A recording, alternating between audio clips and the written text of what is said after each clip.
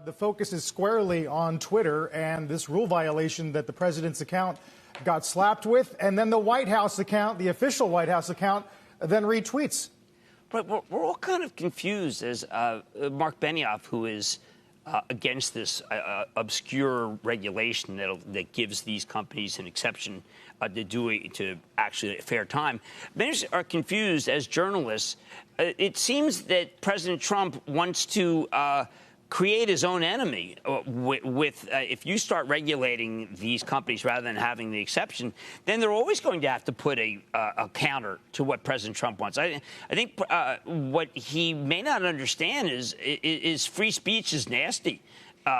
What he had until this was a great run of things, and he's going to make it rather tough for him to be as aggressive as he likes to be on Twitter. And he doesn't have press conferences that work because of all the displeasure he had with regular reporters. So I don't know. He's disintermediating himself from his public, which is, I think, a strange thing. David, you know that's if he becomes regulated, if it's journalism, well, it's a nightmare for him. Yes, if in fact he is held to a standard of truth and fact, that could be somewhat difficult. Now, there's a lot of interpretation that goes on in that. But I mean, you know, Jim, there sort of are two separate things going on here. There is the executive order from yesterday and people trying to understand and interpret what exactly is behind that and what that would allow for. And then there is still the consternation that you have had for quite some time that comes from Mark Zuckerberg's interview yesterday with Andrew Sorkin.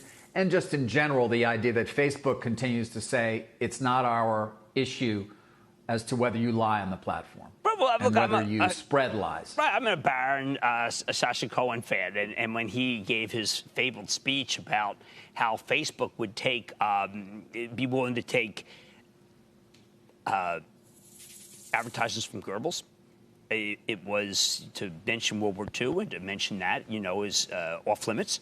But what he said is that that's the ethos of Facebook.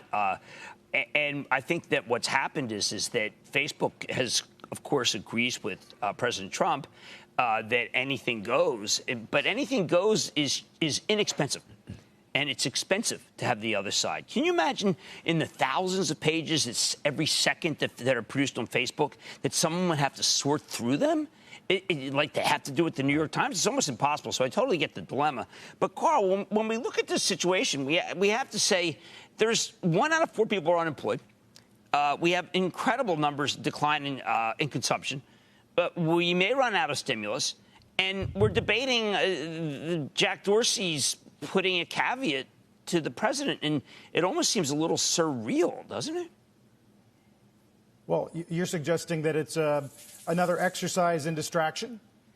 Well, I don't know whether it's distraction or a fit of pique or temper. I mean, we have a major problem on our hands. And we have a health care problem that's turned into a major economic problem. Boy, I think it's an all hands on deck. I'm going to get to you later, Twitter. Let's get people jobs.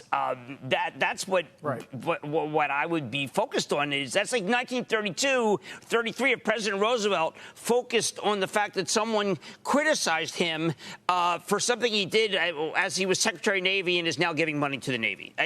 We got to really focus on some of this, the unemployed situation. It's 1 out of 4.